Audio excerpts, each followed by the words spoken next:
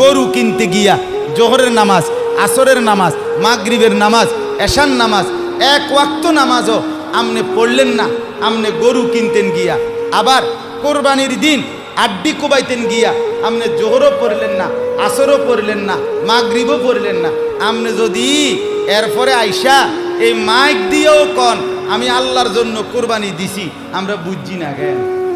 আমরা সিরা খাই, আমরা সিরা খাই। হ্যাঁ, আমরা অনন্য ভাত খাইছি, এই মাত্র ভাত খাইছি, আগে তো খাইছি, আজকেও তো বেশিক্ষণ হয়েছে না ভাত খাইছি। আমরা কি সিরা চাবাই আমি বুঝি না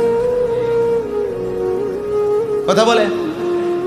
অতএব আমনে মানে উনি মনোযোগ দিয়ে কোরবানি দেয়, এটা হলে মানে মনোযোগী কোরবানি, একেবারে খুব যত্ন নিয়া মনোযোগ দিয়া কোরবানি করতে আছে। জোহর আসর মাগরিব এটি তো আইয়ে যায়, বোঝেন নাই কথাটা? এটি তো কত শনিবার, কত রবিবারে, কত জোহর, কত আসর আইসে গেছে। আমি এই